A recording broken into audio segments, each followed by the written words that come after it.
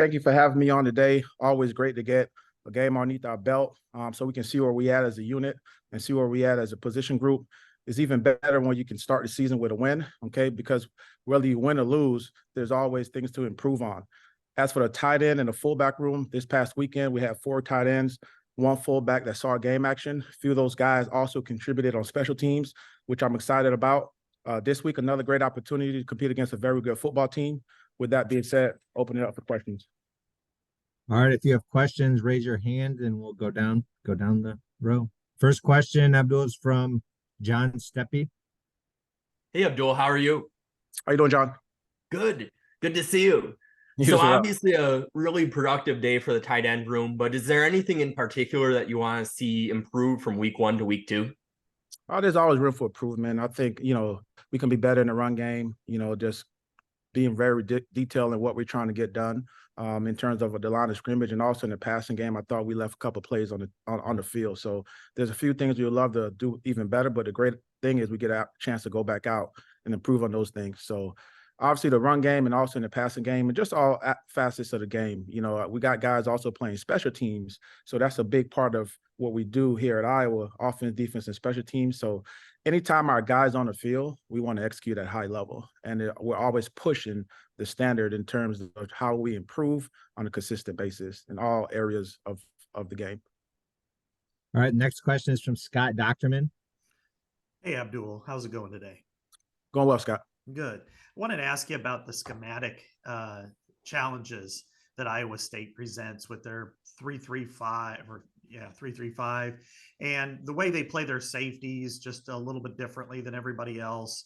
What does that do for your group, especially in the running game, where they seem to be coming from a lot of different directions?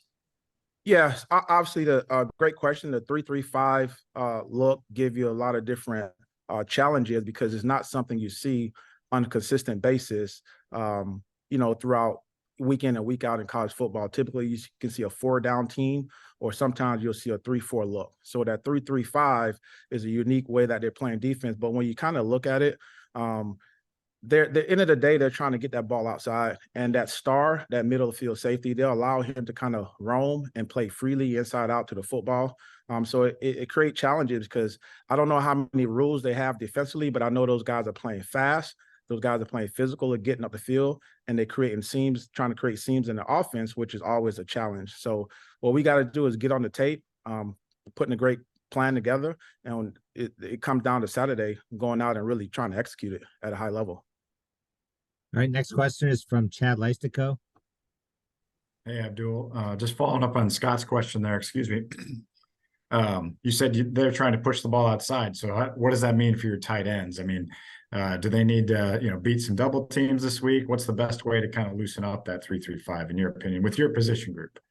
Yeah, great question. Well, whether you were playing against a 3-3-5 defense, a 3 down front, a 4 down front, 5 guys on the line of scrimmage, or 6, at the end of the day, it's going to come down to our technique and our fundamentals, right? We got aiming points we need to get to.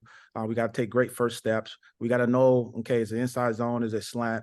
We got to know what we're trying to accomplish in the grand scheme of things. But when it all comes down to it, it's man on man, one guy versus the next guy on the line of scrimmage or in the pass game. And it's just executing what we do best. Playing with great pad level, taking a great first step, and having a great finish. So at the end of the day, we can't cloud those pitches up. They do a great job of that, of clouding those pitches up, so you don't really know what guys are going to be. But you just got to look at the picture in front of you and take a great first step and finish your play. And end of the day, it's going to come down to how we play technically and fundamentally, and how we finish plays. And at the end of the day, it's going to be a really intense environment. So we got to kind of play fast, play physical, get a great start, okay, but improve on all the things that we wanted to improve on the week before. All right, the next question is from Adam Jacoby. Hi, Coach Hodge. How are you doing today? Doing well, Adam. So we've heard a lot of respect from Coach Ferentz about the tight end room, holds that unit in a lot of high regard. So when you're bringing in a guy like Erick All, is it just as simple as having 4 tight ends you trust is better than 3, or is there something that he was bringing that was unique to the unit that helped enhance the group in a way that the incumbents maybe weren't as capable of? Yeah, I think I understand your question. I'll state first. Getting Erick All here was a huge plus for us. Not only he's a great individual on and off the field, but he's a really good football player. He plays the game the right way. He's smart. He plays the game physical, and he's a team player. And from day one, our guys, really took ownership and accepting him into the group, and he's hit the ground running. He's bought into everything that we set the standard that we set for the room and for our entire football team. That's offense, defense, and special teams. If you looked at last week, you got a guy that's starting on punt return, and he's also starting on kickoff return. So that will tell you a lot about him. Now, as far as the tight end room, the standard has always been set. Whether I'm in a room, Coach Brian Ferentz is coaching the room, LeVar Woods is coaching the room, Eric Johnson's in the room, or Reese Morgan's in the room. The standard have always been set. It's our job as position coaches to uphold that standard, to push this thing forward, make sure these guys are getting better on a consistent basis. Last year we played with 2 tight ends, 1 fullback. So you got 3 guys playing pretty much 100% of the snaps. This past weekend you saw, 4 tight ends playing and 1 fullback. So now you got 5 guys in that room that are playing. My job as a position coach is to get how many guys can we get above the line that is able to play at a high level, able to execute a game plan at a high level. So Coach Ferentz, Brian Ferentz, could look out and he can say, okay, well, we got a lot of guys that can play 3, 4, 5 tight ends, a couple fullbacks, and let him choose who he wants to put on the field. But it's my job to get as much guys as ready as possible. And this is a long season. So the more guys you can get that can execute at a high level, the better it's going to be for our entire football team. Great, thank you. Next question is from Tyler Talkman. Hey, Coach, I hope you're doing well. Kind of going off of the question about Eric, when he was in the transfer portal, what made you guys want to add him? What just kind of initially stood out during that process? 2 things. One, I believe I wasn't here, but when he was coming out of high school during the recruiting process, Calvin Bell and a couple of other coaches were trying to recruit him. Obviously, he selected to go to another program, and then once he became available in the transfer portal, we played against him in the Big Ten championship game. So that's all you really need to know about him, is that he was a really good player. He was selected as a team captain. We had a void with Sam Laporta getting drafted and going on to play in the NFL. So we needed some production in the room, and he's a guy that kind of stood out to us. And the first time meeting him, you'll know that this guy loves football. This guy is a smart football player, and he's a team player. He's a guy that you definitely want to get in that room to push the pack and keep doing what we're doing as far as the tight ends, the offense, and the defense and special teams. All right, Coach, next question is from Mitch Fick. Hey, Coach, what are you seeing from Hayden Large at fullback, making that transition? It sounded like he was making progress in the summer and getting to fall camp, but what did you see on Saturday from him as well? Yeah, Hayden's an individual that came into our program from Dordt University, got an opportunity this spring to move from tight end to fullback. And ever since he's done that, he's been doing a tremendous job for us. I think the first thing you got to do is to be fluid and be willing to move. Maybe it's a position change. Maybe it's playing instead of playing a Y, you're playing an F, right? So at the end of the day, are you a football player?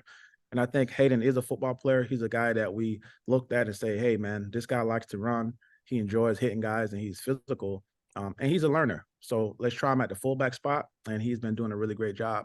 And whether Hayden's playing the entire game or maybe he gets a few plays here or there, he's not complaining on the sideline. He's just waiting for his number to be called, and he's going to go in the game and execute.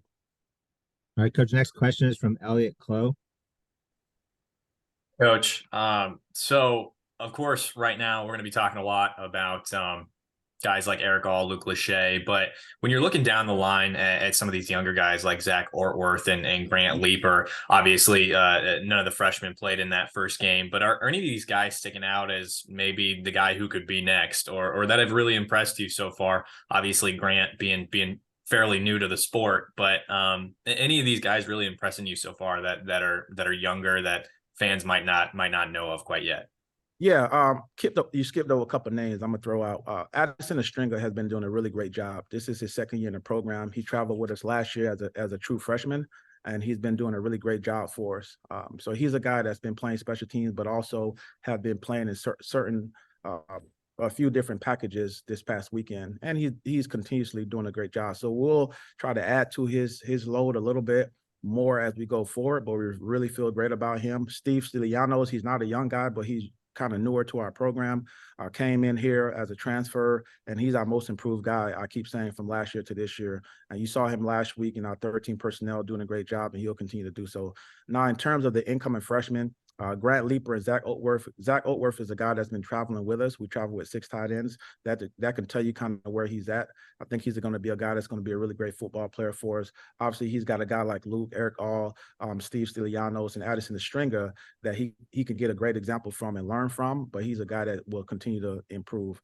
Grant Leaper, having one year of basketball, he's primarily been playing basketball in high school.